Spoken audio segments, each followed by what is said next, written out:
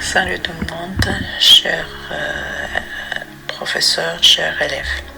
Alors, je continue la deuxième partie de la leçon, les équations et les inéquations du premier degré à une inconnue. Alors, dans cette deuxième partie, je vais présenter les inéquations du premier degré à une inconnue et les problèmes se ramenant à résoudre une équation du premier degré à une seule inconnue. Alors, comme vous le voyez sur l'écran, j'ai donné un exemple. 7x moins 9 est inférieur ou égal à 1 plus 5x. Toujours, j'écris les étapes qu'on doit faire pour résoudre cette inéquation. Première des choses, je vais définir cette inéquation. C'est quoi une équation? C'est une nouvelle notion pour vous, les troisième années, collège. Donc, une équation, c'est tout simplement une inégalité où il y a une inconnue, c'est-à-dire un nombre qu'on cherche. Comme on a déjà fait pour les équations, c'est une égalité. Maintenant, pour les inéquations, c'est une inégalité. Alors, première des choses, on va regrouper les termes semblables. C'est la même chose, on a un calcul littéral, donc 7x moins 9 inférieur ou égal à 1 plus 5x et équivaut à 7x moins 9 plus 9 moins 5x inférieur ou égal à 1 plus 5x moins 5x plus 9. Comme vous avez déjà vu ça dans le premier semestre, l'ordre et les opérations, vous avez vu si on a une inégalité et on ajoute un même nombre aux deux membres de l'inégalité, on obtient une inégalité dans le même sens, c'est-à-dire on utilise le même symbole. C'est-à-dire tout simplement A est inférieur ou égal à B, A plus C est inférieur ou égal à B plus C. Pour tout A, B et C, trois nombres réels. Alors maintenant, on sait très bien qu'on doit ajouter l'opposé, comme pour les équations, même chose. Alors on a moins 9, on ajoute l'opposé aux deux membres, c'est plus 9. Et on a moins 5x dans le deuxième membre, on veut grouper les termes semblables. Alors on ajoute aux deux membres moins 5x. Alors on aura pour le premier terme, pour le premier membre, 7x moins 5x. Et dans le deuxième, il reste 1 plus 9. Comme vous le voyez, moins 9 plus 9 c'est 0 et 5x moins 5x est 0. Alors maintenant, je fais les calculs. 7x moins 5x c'est 2x, inférieur ou égal à 1 plus 9 c'est 10. Donc on a 2x c'est inférieur ou égal à 10. Alors on veut la valeur de x, c'est-à-dire on va utiliser l'ordre de la multiplication, c'est-à-dire en multipliant les membres de l'inégalité par un même nombre et on verra ce qu'on va obtenir. Je vous rappelle la règle ici pour la multiplication et l'ordre. Vous avez vu que si vous avez A est inférieur ou égal à B et C est un nombre positif, alors A fois C est inférieur à B fois C. Mais si vous avez A est inférieur ou égal à B et C est négatif, alors A fois C, ça sera supérieur à B fois C. Alors, quand on multiplie par un nombre positif, l'ordre ne change pas. mais si on multiplie par un nombre négatif, l'ordre change. Donc ici, on a 2 x. Alors, on doit multiplier par l'inverse. Je rappelle, comme pour les équations, quand on multiplie par l'inverse du nombre qu'on a, on aura le produit du nombre et son inverse est égal à 1. 1 multiplié par x, on obtient x. Donc, c'est ça notre but. Alors, 1 sur 2, le nombre qu'on doit multiplier ici, l'inverse de 2 est positif. Donc, l'ordre ne change pas. Alors, ça va donner 1 sur 2 multiplié par 2x, inférieur ou égal à 1 sur 2 multiplié par 10. On simplifie, ça donne x à gauche est inférieur ou égal, 10 sur 2 est égal à 5. Alors, on a trouvé que x est inférieur ou égal à 5. Donc, il n'y a pas qu'un seul nombre qui est inférieur ou égal à 5, c'est-à-dire, je parle des nombres réels, bien sûr. Alors, les solutions de l'inéquation sont tous les nombres réels inférieurs ou égaux à 5. Donc, il faut noter réel. Donc, on parle des nombres réels. Donc, tous les nombres réels inférieurs ou égaux à 5. Alors, je donne ici un deuxième exemple. On a ici 6 multiplié par, entre parenthèses, x moins 2, supérieur strictement 14x moins 8. J'ai essayé de changer un peu les symboles, comme ça. On verra la différence entre quand il y a inférieur ou supérieur ou égal, et quand on a supérieur ou inférieur strictement. Alors, même chose, je regroupe les termes semblables, mais première des choses, je remarque que j'ai un produit, c'est-à-dire un produit d'un nombre avec une somme.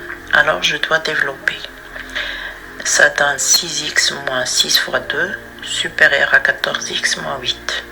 Alors, je calcule les produits. On aura 6x moins 12 supérieur à 14x moins 8. Alors, directement, on remarque qu'on doit utiliser la règle 3, l'ordre et l'addition, en ajoutant 12 aux deux membres et moins 14x aux deux membres. Alors, on aura 6x moins 12 plus 12 moins 14x inférieur, strictement bien sûr, 14x moins 14x moins 8 plus 12. Alors, ça reste 6x moins 14x supérieur à moins 8 plus 12. Ça donne moins 8x supérieur à 4. Alors, on remarque qu'on a le nombre moins 8. Son inverse est aussi négatif, moins 1 sur 8. Quand on multiplie par un nombre qui est négatif, par exemple ici moins 1 sur 8, on aura le changement de l'ordre. On avait moins x supérieur à 4, donc on aura moins 1 sur 8 multiplié par moins 8x inférieur strictement moins 1 sur 8 fois 4. Donc on calcule à gauche, l'inverse le nombre et son inverse est égal à 1. Donc 1 fois x, c'est x. Moins 1 sur 8 fois 4, on simplifie par 4, ça reste moins 1 sur 2. Alors, on a les solutions de l'inéquation sont tous les nombres réels strictement inférieurs à moins 1 sur 2. Ici, on a inférieur strictement. Donc, il faut le dire dans les solutions. Parce que dans le premier exemple, on a 5 et aussi une solution. Parce qu'on a x est inférieur ou égal. Donc, x peut être égal à 5. Par contre, ici, x est différent de moins 1,5. C'est-à-dire, moins 1,5 n'est pas solution de l'inéquation. Alors, je pense que vous avez bien compris la différence.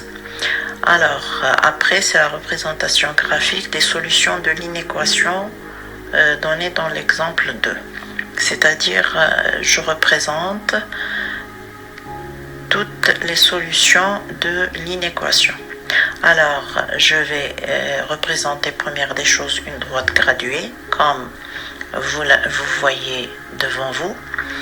Alors, O représente 0, I représente 1, comme vous le savez toujours, c'est le même, ou bien c'est la même droite graduée, c'est le même axe. Alors, j'ai essayé de représenter 1 sur 2, c'est le milieu de OI, et de l'autre côté, même chose, de O à I', le point qui représente moins 1. J'ai construit le milieu du segment OI' et j'ai représenté moins 1,5.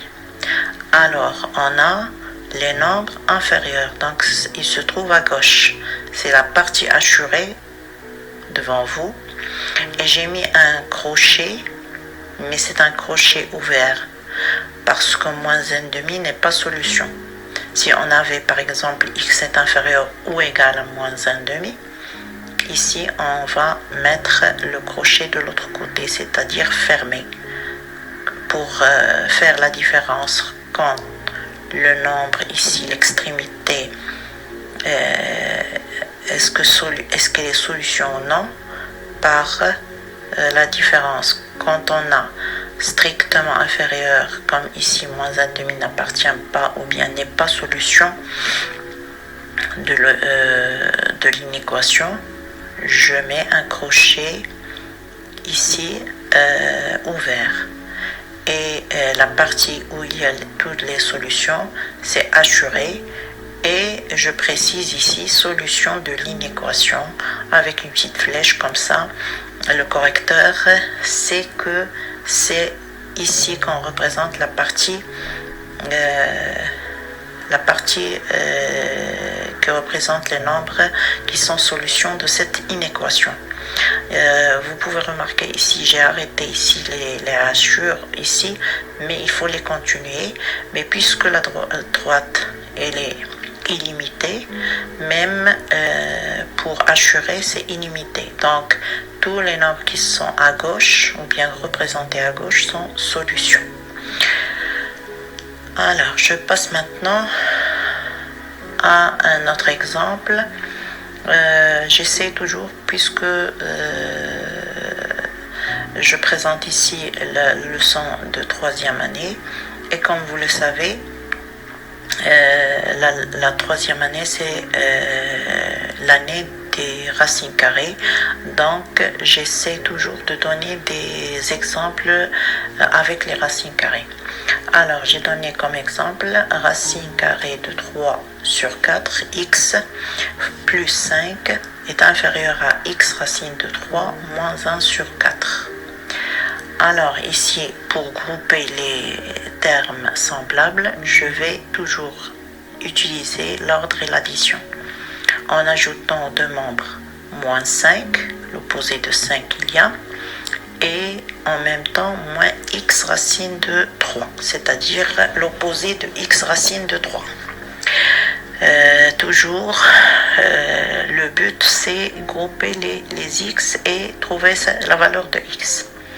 Alors, il reste dans le premier membre, racine de 3 sur 4,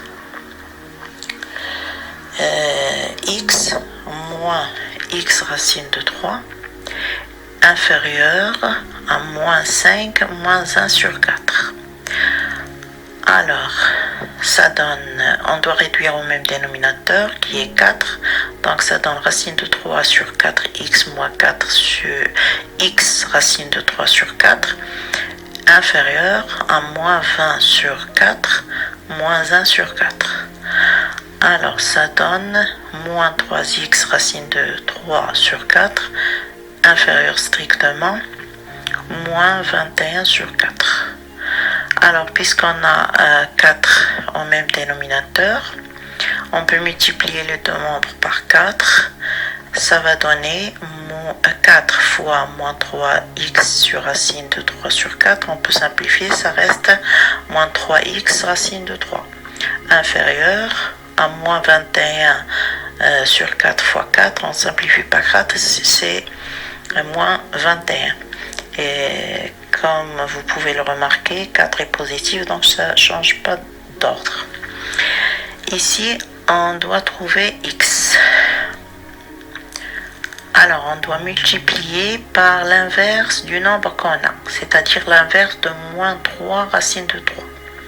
Alors, moins 1 sur 3 racine de 3 est un nombre négatif, donc l'ordre change. De deux côtés, on multiplie par moins 1 sur 3 racine de 3. Toujours le produit du nombre avec son inverse est égal à 1. 1 fois x, et x, il reste dans le premier membre. Dans le deuxième, on avait moins 21 multiplié par moins 1 sur 3 racine de 3. Alors, le produit de deux nombres négatifs est un nombre positif, donc il reste 21 sur 3 racine de 3. On simplifie par 3, ça reste 7 sur racine de 3. On peut supprimer la racine carrée ou bien rendre le dénominateur un nombre rationnel en multipliant par racine de 3. Alors ça va donner 7 racine de 3 sur racine de 3 fois racine de 3. C'est-à-dire 7 racine de 3 sur racine de 3 au carré. On sait très bien que racine de 3 au carré c'est 3, donc ça va devenir 7 sur racine de 3 sur 3. Alors x est strictement supérieur à 7 racine de 3 sur 3. Les solutions de l'inéquation sont tous les nombres réels strictement supérieurs à 7 racine de 3 sur 3. Alors, pour définir une équation du premier degré à une inconnue, il y a la forme générale. En étant a et b deux nombres réels, ax plus b est inférieur ou égal à 0, ax plus b est strictement inférieur à 0, ax plus b supérieur ou égal à 0, ax plus b supérieur strictement à 0. Donc, toutes ces écritures sont des inéquations du premier degré à une inconnue. C'est-à-dire 12 inégalités où il y a un x qui est une inconnue, c'est une inéquation. C'est-à-dire les 4 symboles, que ce soit inférieur ou égal, inférieur strictement, supérieur ou égal, strictement supérieur, c'est une inéquation du premier degré à une inconnue. Alors, pour résoudre une inéquation du premier degré à une inconnue, bien sûr, c'est trouver tous les nombres qui, mis à la place de la lettre x, l'inégalité soit vraie. Par exemple, si on revient ici en haut, si on a par exemple un nombre qui est supérieur à cette racine de 3 sur 3, par exemple le nombre, n'importe quel nombre 11, on remplace x par 11, on va trouver que racine de 3 sur 4 multiplié par 11 plus 5 est inférieur à 11 racine de 3 moins 1 sur 4.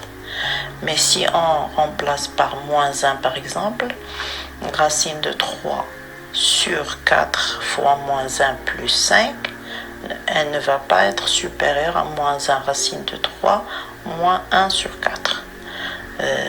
Donc, si le nombre est supérieur, il vérifie et l'inégalité est vraie. Si le nombre est inférieur à 7 racine de 3, l'inégalité ne va pas être vraie. Donc, ce n'est pas solution pour l'inéquation. Et comme on avait déjà vu, les valeurs de x trouvées sont les solutions de l'inéquation. Et pour le trouver, on applique la règle 4 et 5. A et B, C sont des nombres réels. A est inférieur à B équivaut à A plus C est inférieur ou égal à B plus C. Et A et B étant deux nombres réels, C est un nombre réel non nul. Si on a A est inférieur à B et C positif, équivaut que A fois C est inférieur ou égal à B fois C. Mais si on a A est inférieur à B et C négatif, A fois C est supérieur à B fois C.